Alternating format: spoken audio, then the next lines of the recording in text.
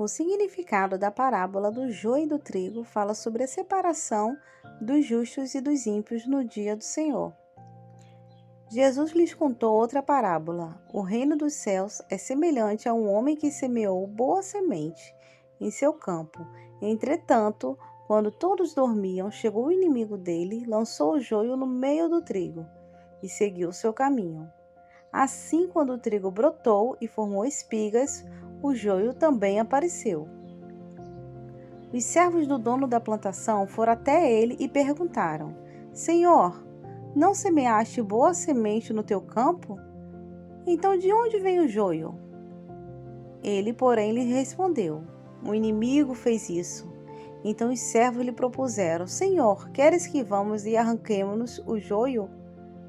Ao que o Senhor respondeu: Não, pois ao tirar o joio, podereis arrancar juntamente com ele o trigo.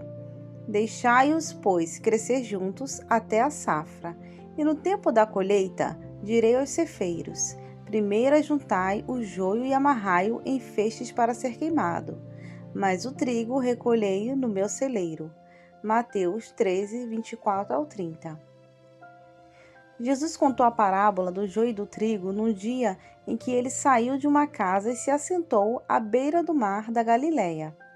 Uma grande multidão se reuniu perto dele, e então ele entrou num barco e a multidão ficou em pé na praia escutando os ensinamentos. Então, qual o significado da parábola do joio e do trigo?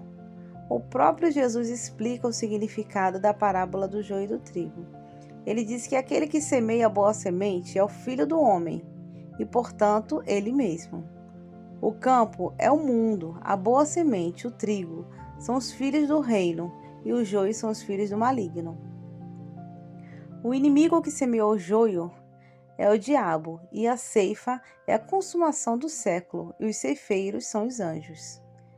O grande significado da parábola do joio e do trigo ensina sobre a realidade da existência do mal entre o bem, mas aponta para o fato de que no final o Filho do Homem cuidará, através de seus anjos, de separar os bons dos maus, isto é, os redimidos dos ímpios, os filhos do reino dos filhos do maligno.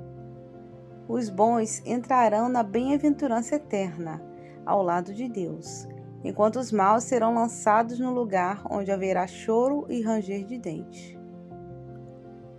É importante saber que, apesar de Jesus ter contado esta parábola a uma grande multidão, sua explicação foi dada apenas aos discípulos. Satanás se empenha em falsificar a mensagem do Evangelho de modo que seus representantes se misturem no meio do verdadeiro povo de Deus. Aqueles que professam o falso Evangelho servem como agentes de Satanás. Se parecem com trigo, mas na realidade são ervas daninhas. Por mais que o joio cresça no meio do trigo, essa aparente união não será definitiva.